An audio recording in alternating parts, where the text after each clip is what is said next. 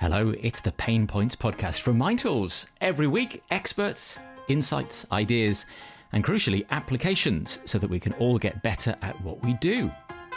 I'm Jonathan Hancock, and this week, I feel your pain. Or do I? And should I? It certainly feels like I should be empathetic, especially when I'm working with others, managing teams, setting strategies, making decisions. But what if my empathy starts getting in the way of my thinking? Could being empathetic be making me a worse colleague, manager, and leader? Maybe not helping other people at all and becoming a real strain on me.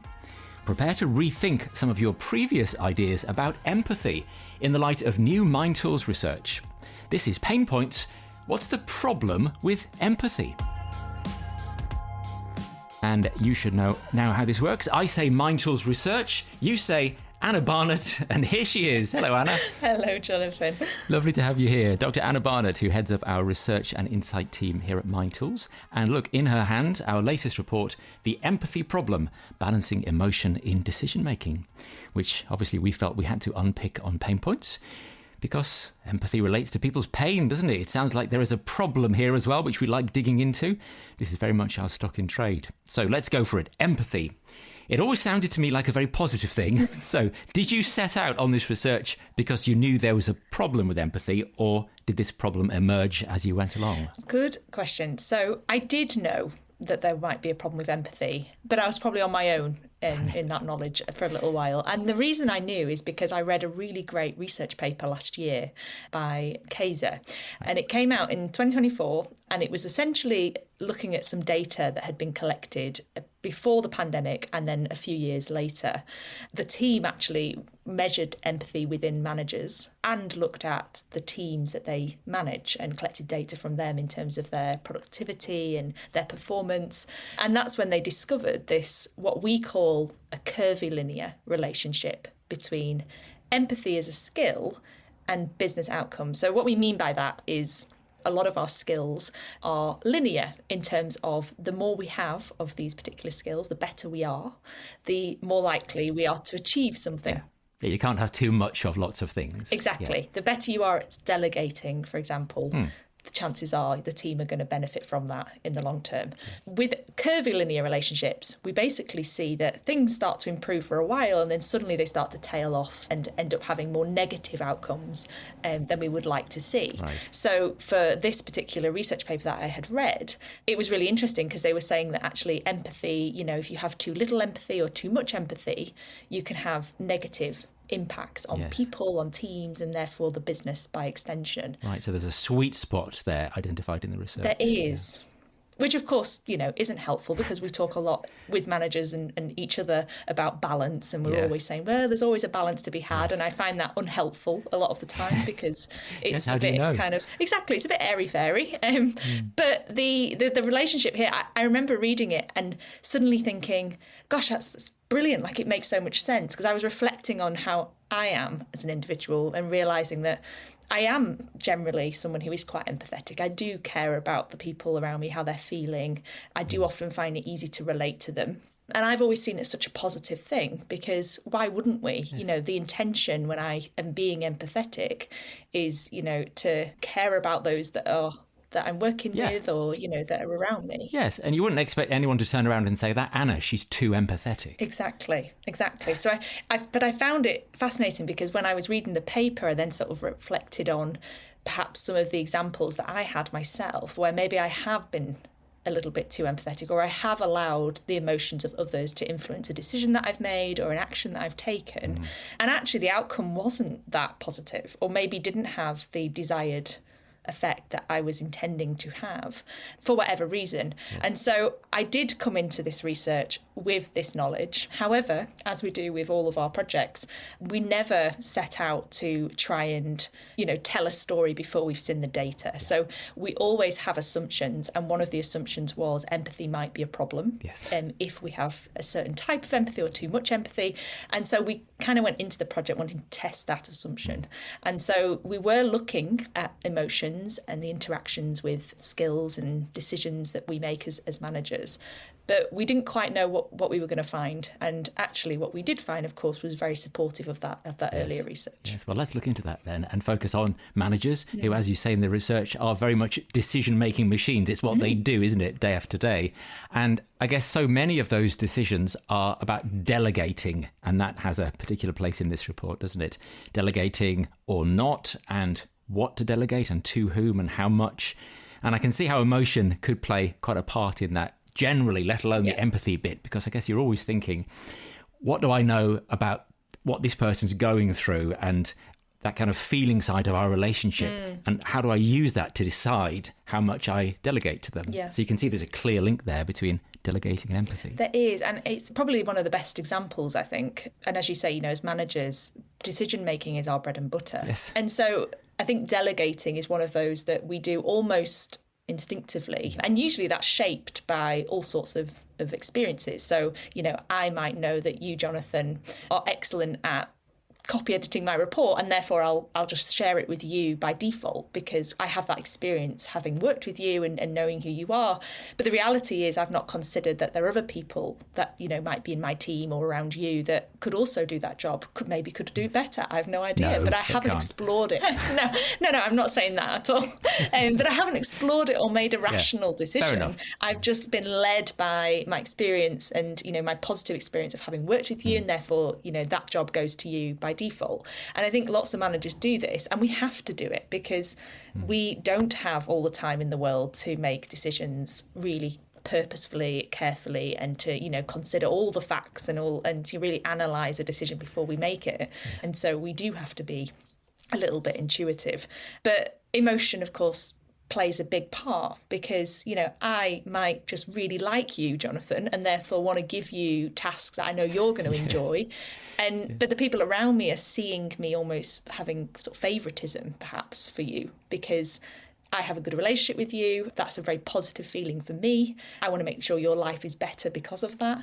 And so am I unintentionally giving you enjoyable tasks and delegating those to you and not really being conscious of those around us? And that's a danger. So you've got to decide based on something, but you're now starting to dig into what that something is and these different techniques. And we call them heuristics, I think, some of these little tiny traits and tricks and shortcuts that we use to speed up the decision-making process because we have to use something. And this research has started to unpick what those somethings are. And heuristics are really powerful. So they are just those like rules of thumb. And we make them both automatically and deliberately. I think there are many examples in both camps. So those automatic ones where we have our biases and we don't necessarily realise that they're driving decisions on our behalf, such as the affect heuristic, which I've just been talking about, me liking you, is a driver and I might not even be aware I'm doing it, which is the danger zone. But then you have these deliberate heuristics where we've spoken to managers in the report and many of us will be familiar with the sort of what we call the delay heuristic. So,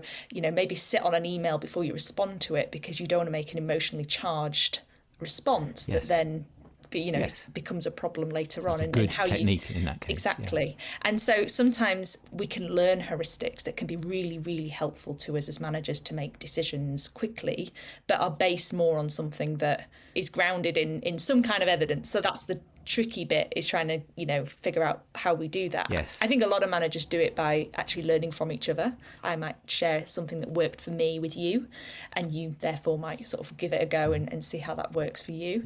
And over time I guess it becomes habit.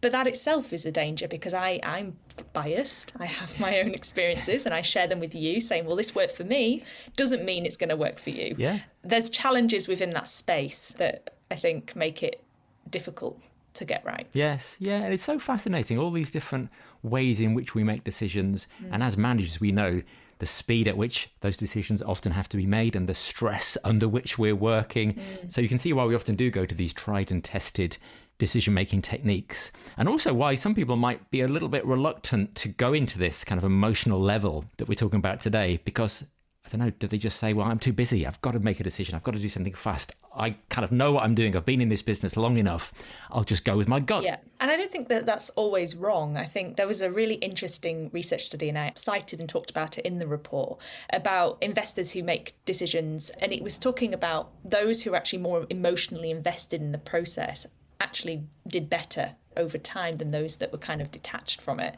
But crucially, they talk about those that had really high levels of self-awareness performed the best.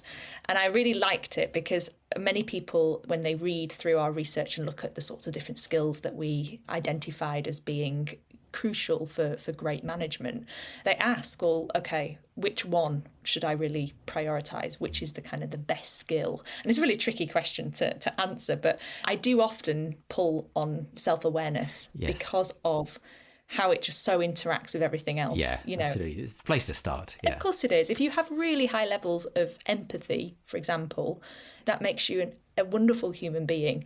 The problem is that it can get in the way, and it can get in the way of decisions. It can get in the way of, our choices. But if we have self-awareness, it can help us recognise when perhaps empathy is leading here, or perhaps our emotions are getting in the way. Yes. Knowing ourselves and knowing our biases even can be just really powerful. Because when I opened the report, I was wondering, will this be telling me how I need to change myself? And obviously there are things that we can tweak and there are lessons we can learn from this. But it seems to me you're saying if you understand yourself, that's the key thing, because then you know what you're working with and you can make your decisions the way that you make them, but understand what's going on. Exactly that. And I think it's that sometimes just having that awareness just allows us to build in strategies or mechanisms in which to just check ourselves sometimes. Yes. And it's what we talk about, emotional intelligence. I think quite often there's almost a misconception that emotional intelligence is about maxing out on these emotional skills as much as possible. And it's not. It's actually, it's intelligence for a reason. It's about pulling on the levers of these emotional skills in the right way in very specific contexts. And that's what makes you very emotionally intelligent. It's about saying, okay, I need lots of empathy here because that's going to really help me with this situation, this person, what we're trying to do. Actually, in this circumstance, I might need less empathy. I'm going to try and reduce that a little bit. Yes. It's much more complicated or complex, I suppose, than I think most people might consider. And in terms of understanding how our emotions are affecting our decision making as managers, I thought there was a really interesting part in the report about trust, which we've talked about delegation. Obviously, trust plays a big part in delegation. The way we trust somebody can affect how we delegate to them generally. I trust that this person is basically good at their job and they will do it. They'll do the work on time. They'll do it well, all of that. But also in the moment, my empathy might skew that a bit because it might be, Anna, I trust you very generally, but I know you're having, let's say, problems with a sick relative or your car's broken down today. And that might change my level of trust. And then all sorts of things change in the relationship and the decision making based on me having some empathy for you.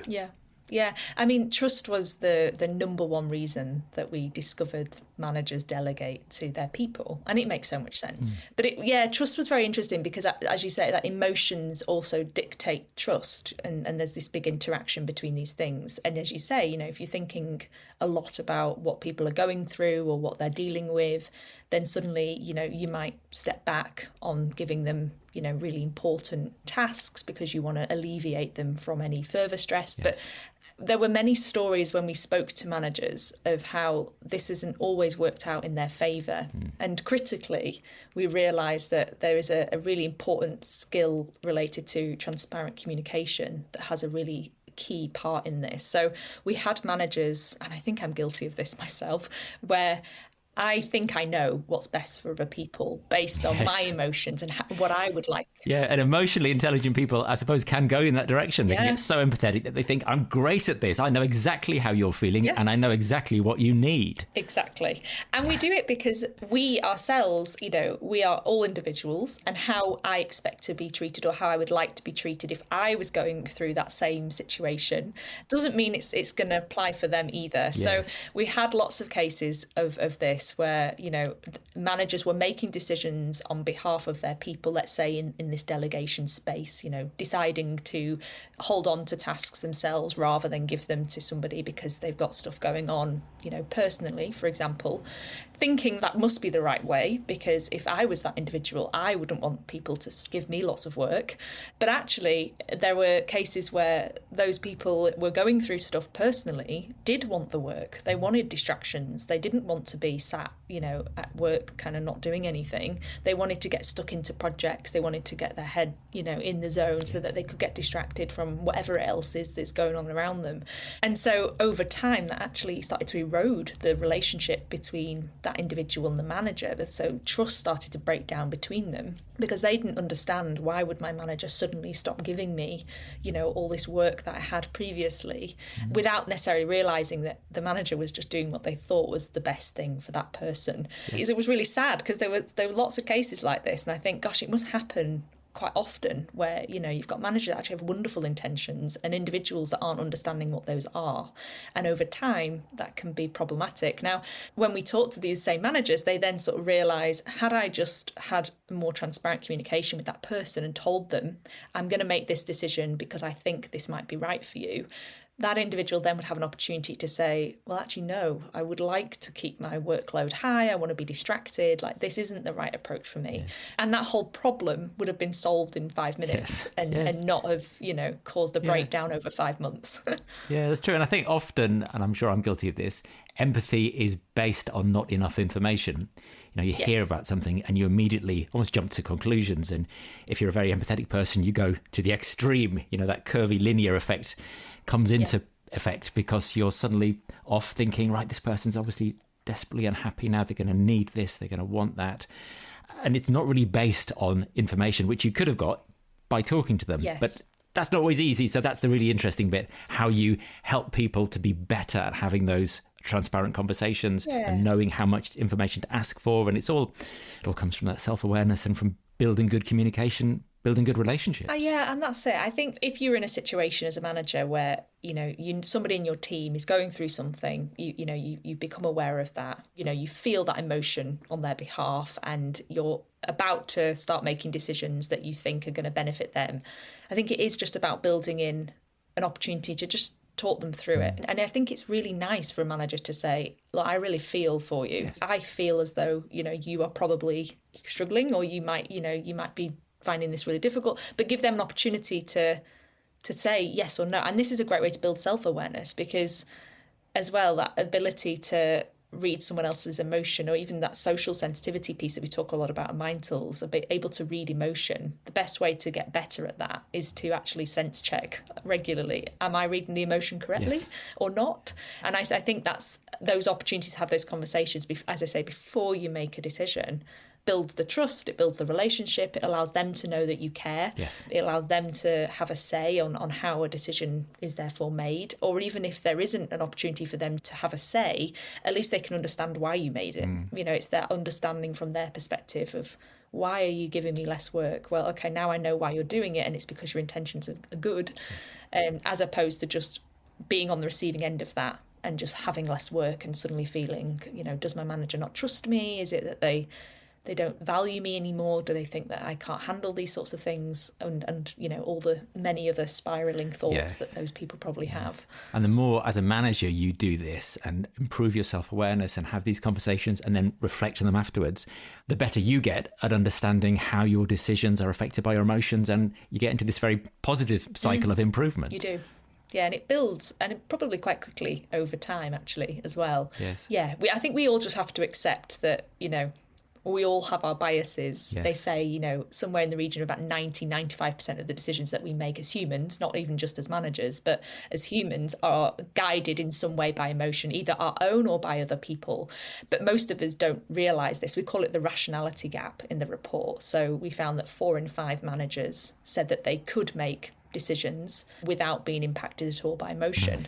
Really? Whereas when we interviewed those exact same managers, there's suddenly all of these stories came to the forefront of actually that's really hard to do, but we're not even aware of it. That's the unconscious part that I think just having the awareness or knowing our biases, or even just knowing that we might have some biases, is the first step to then starting to put things and strategies and try new things that allow us to unearth them and not be guided and led by them. Which in a nutshell is what this report is all about. It's such a powerful bit of research, I think, because you've got the data there, you've got the conversations with real people, as you say, managers are humans too, and it's really interesting to hear what their human reactions are to things, and then what happens when they start with a little bit of leading, when they begin talking about, well, okay, this is how I made that decision. If I'm being honest about it. And yes, maybe I could have done it this way and next time I'll do it that way. And so it's really helping people get into that new self-awareness and that new state of thinking about decision-making and emotions through the research. I love it. It's got that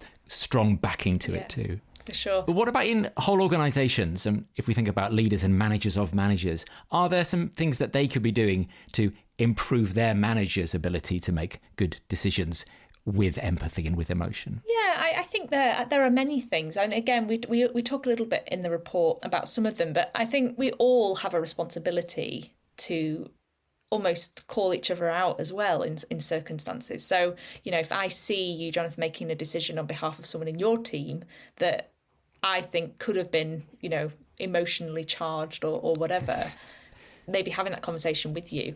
Or even we probably don't do this enough, but rewarding people or praising people or even just acknowledging when someone's made a great decision. Because I think you can sometimes see that as an outsider looking in on people and their teams. I think there's ways that we can get better at that. I do believe that we need to get better at talking through our heuristics, the ones that work for us. So we have those that are the innate danger zone ones, but there are the really powerful ones that we learn and we develop over time and that serve us really well. Yes. And I think that bringing people together and setting up groups where we can share those with one another and talk through, this is what I do and this is how I make these sorts of decisions quickly, but generally that works really well, and kind of, challenging each other in that space and unpacking that, I think could be really helpful because it shares, better practice, I guess, over the business. Yes. And it also allows people to be more consistent. In an organisation, we talk a lot about culture and having to, build the right sorts of cultures in our businesses. And that's a really lofty, difficult thing to kind of you want pin ways down. to do it. Here's a way to start doing it. You do, because culture is all about some consistency essentially over a business. You want managers making good decisions collectively. You don't just want one manager in one team who is getting this right and the other managers really struggling. Yes. That's how culture never progresses. So if you want the culture to improve, you want to bring these managers together and get them working on these challenges and things. It also makes you feel less alone because you realise then that everyone is dealing with this. Absolutely. You're not the only person. Yes, and if nothing else, you can show off some words. You can prove the extent of your vocabulary by talking about heuristics and curvilinear. Go a long way with that in your career. You certainly can. And read all about it in the report itself, of course. Don't forget that crucial bit. Absolutely. Get hold of your copy of The Empathy Problem by Anna Barnett and the team here at Mindtools. And you can dig into the research in detail. You can read those interviews she talked about in full and also pick up more of these great tips about getting better at this stuff and helping your people to get better at delegating, decision-making, using emotions, getting empathy right. We will put a link directly to the Empathy Problem report in our show notes, along with a set of relevant Mindtools resources. Thank you so much, Anna. I will be back next week with another great guest, plenty of challenging concepts again, and more workable ways around the problems that present themselves in this working life of ours. Until then, we'll come and knock on the Pain Points door again, Anna, when the next report is off the presses. But for now, from Dr Anna Barnett and me and the Pain Points podcast, for this week, it's goodbye. See you soon. Thanks, Jonathan.